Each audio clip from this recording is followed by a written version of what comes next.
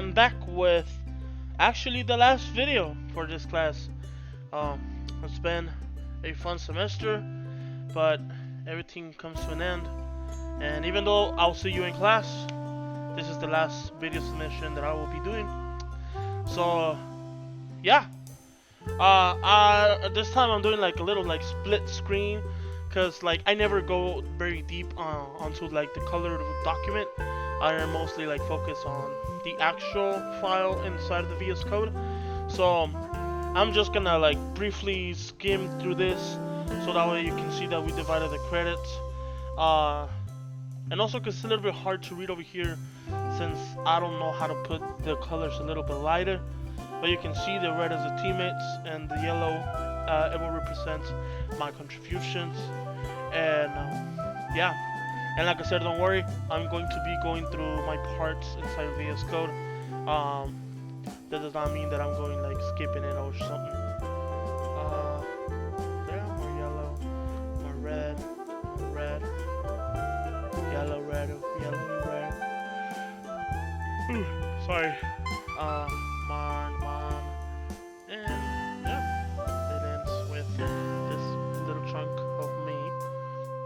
So now if I come to the actual file, I search up over here my initials, because that's how we marked our assignments. So that way it's also easier and a little bit more cleaner to go through it, and I don't have to like be skimming through the code trying to find my comments. So yeah, so let's begin. Pretty much here we have what loads all the impact sounds files into the audio system and the and for the playback of the bullet hits. You can see I have the impact 0, 1, 2, and there are WAV files, and there are also over here on this side. And you'll be hearing it on the demo.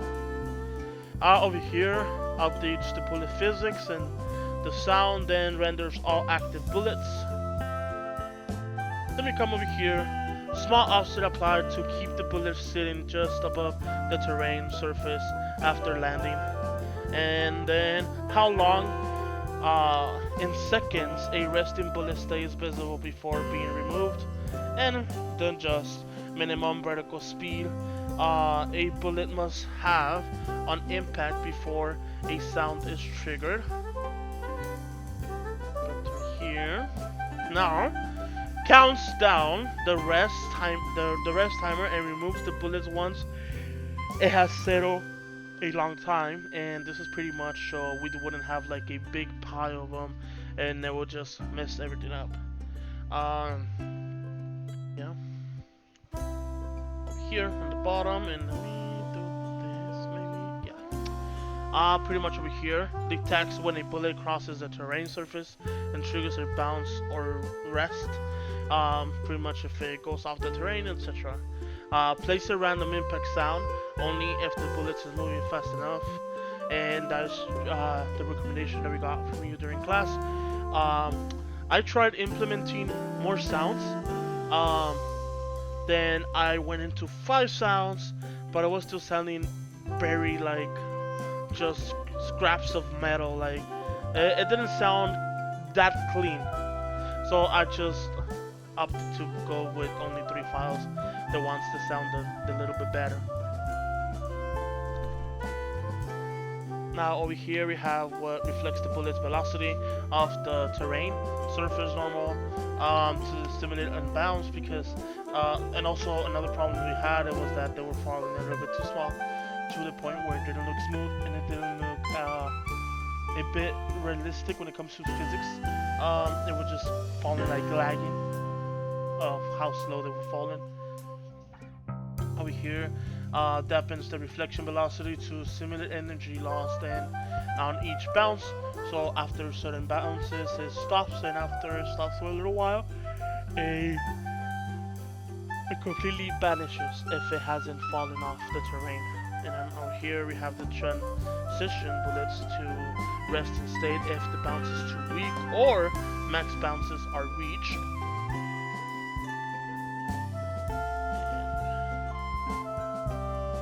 Over here we just have what initializes the bounce tracking and the rest timer fields to their default values. And over here we have a flat array which stores the average surface normal at each grid cell for the bounce calculations. And if we keep going, we now have a temporary array used to calculate and count normal before averaging then averaging them per cell.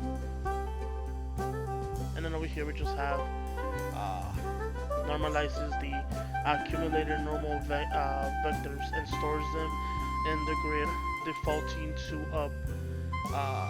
up if empty. I'm sorry, I haven't slept in a little while. This week is just a little heavy. Now we come over here.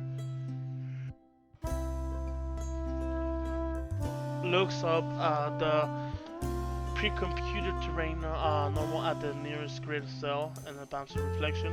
And as you saw in class, we use the terrain from the terrain assignment and the car assignment, just so it's a little bit easier and we could focus on what was the main idea of the project. Over here we have random impacts audio system. Pretty much loads the 3 WAV files and plays that random sound whenever the bullet hits the terrain.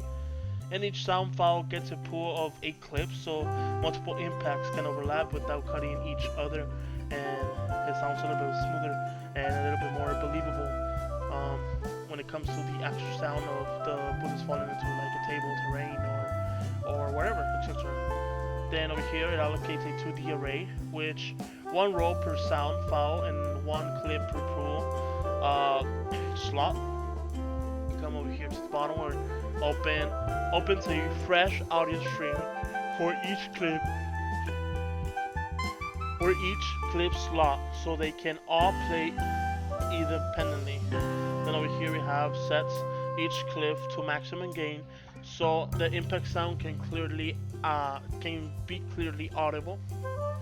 And then we come to this part, which knows out the clip pulls if loading fail to play, can safely detect the error states.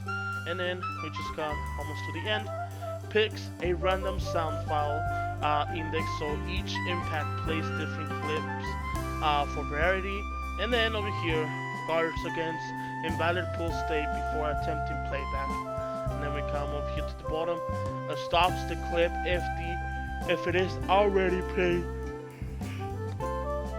so it can be restarted from the beginning immediately. And then over here we have the advanced the pull index in a round robin pattern, so to cycle through available clip slots. And now I am going to attempt to do the demo. I say attempt because you never know. And the commands, because they actually change. I mean, pretty much just the name, but still.